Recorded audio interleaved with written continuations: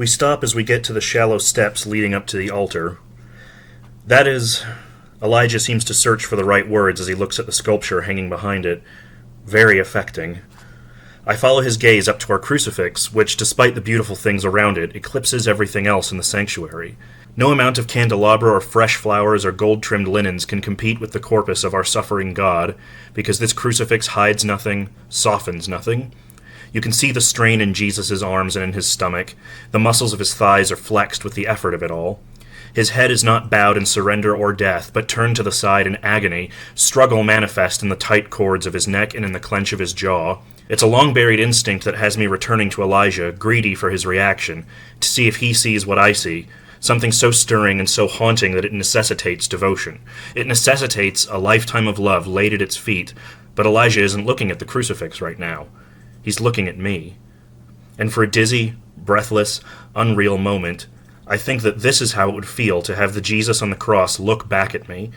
There is the same half-lidded look, the same parted lips, the same urge to offer up the wet flesh of my heart to be scored deep with the love of this person. That is from this book, Saint by Simone, and this is my final read for Autumn Amour, created by the Bookish Bryants and co-hosted by many wonderful people, including myself. And the theme for this last week was independently or professionally published. I went with independently published. So this is the third book in a series of books by Sierra Simone that follows the Bell brothers, the Bell siblings. I haven't read the previous books in the series. I was going to read them after I started this, but they're hetero-romance, and I don't know, it takes a lot to get me to read that sort of stuff.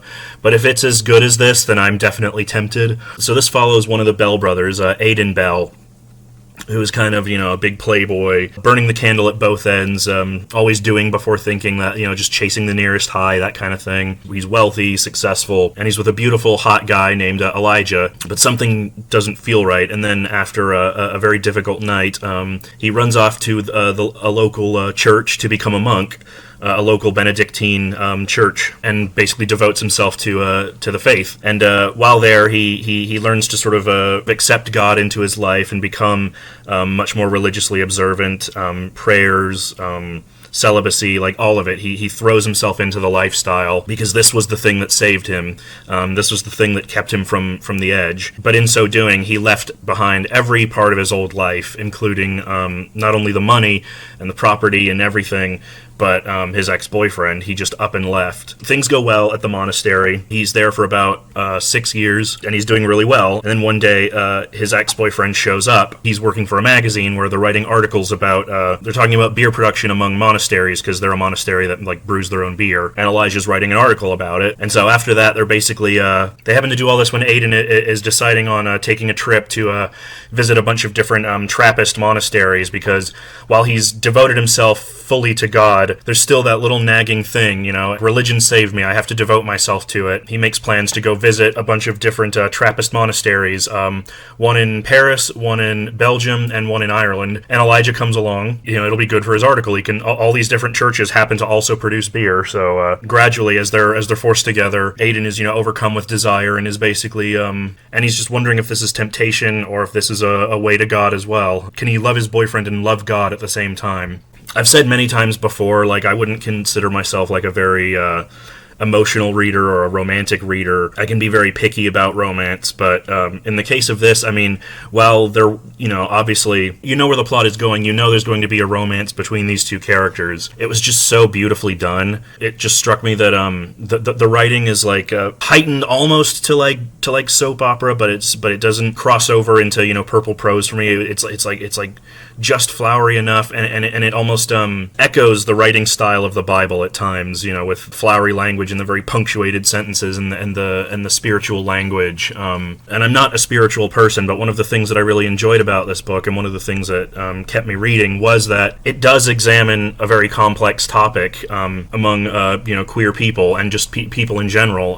How do you rectify the church with God, with homosexuality? The Catholic Church has a lot of thoughts and feelings about how, about homosexuals, and those are all discussed in this book. And it comes at it as a way of saying that, there are many doors, and a big sort of lesson of the novel is learning that there are many doors, there are many ways to to be something. That's a big sort of theme of the book, and to see like religion discussed in such like a nuanced, personal way in a queer book that's not preachy. I was just very surprised how even-handed it turned out to be in some respects, or how complex it was willing to get. And related to that, this book really did a great job at going into mental illness, anxiety and depression, especially suicidal ideation. So obviously, content warning for all that sort of stuff. There's a content warning in the book, actually. And I admit, like, I had trouble reading about it at times, which is part of the reason it took me so long to finish this. And I'm posting this in October, which I apologize.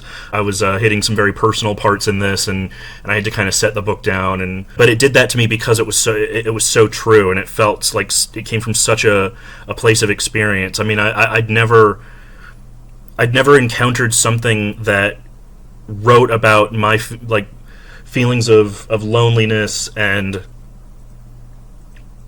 like just depression and just all of isolation, all of these things. Like, it was just written about so beautifully and so sharply, so sharply observed. I think there's a lot of sort of shades of gray. There's morality questions.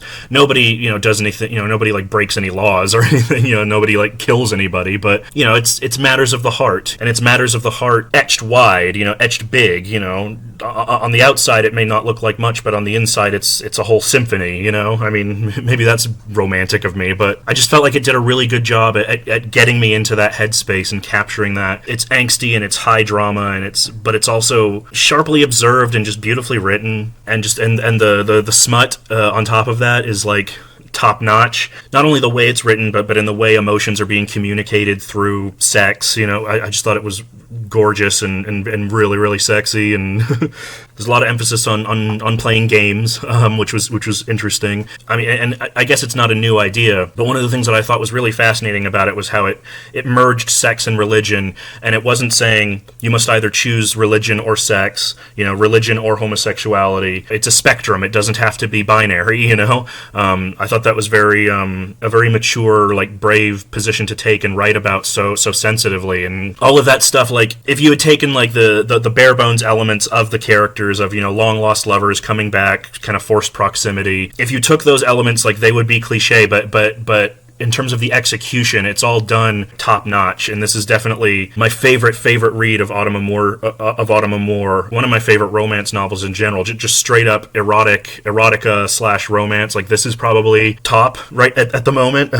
So that's why I say I might try out the other books in her series, even though they're heterosexual romance, because I just thought this was written so well. And as I always say, I'm the kind of person where it's like, if something is written well, if something is executed well, like, no matter what subject it is, like, I'll read about it. I'm not a believer. I'm not a religious person, but I get it. Like, I understand how people need religion and how religion helps people. And I thought this did a really beautiful job of illustrating that as well. If you go into this thinking either you're going to get preached at, or it's going to just sort of like beat you over the head with like, anti-Christian stuff, it really doesn't. I felt it was very nuanced in that way. I think it did a really good job talking about how religion could be used in someone's life in a non-traditional way and still give them what they need. I never felt like the book was trying to convert me, and it openly criticizes, the church a lot. I mean, I was just shocked at how in depth it went into these various like complex themes for something that I thought was just kind of just going to be a generic like romance novel with a priest in it or something. To sort of wrap things up, I guess I'll just talk about Autumn Amour in general. I mean, and it's like I always say, like, this is why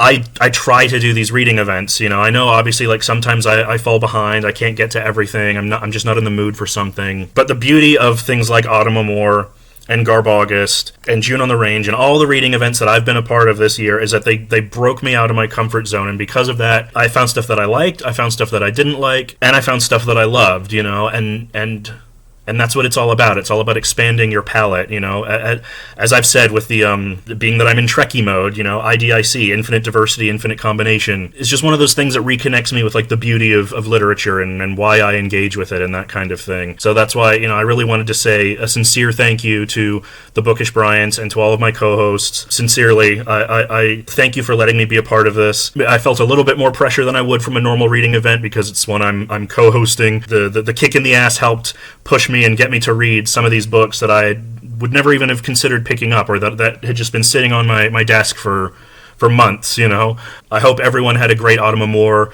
and I'm diving headfirst into October, into spooky month. I've already read the Fear Street book, and I'll talk about that maybe in like a weekly wrap up, depending on how fast I read. I'm throwing myself into spooky month, but I just wanted to say, goodbye to Autumn Amour, and I think it's fitting that we end on a book that I felt was the most high quality and really communicated to me why I wanted to be involved in this event. So yeah, there you go. That's my review of Saint by Sierra Simone.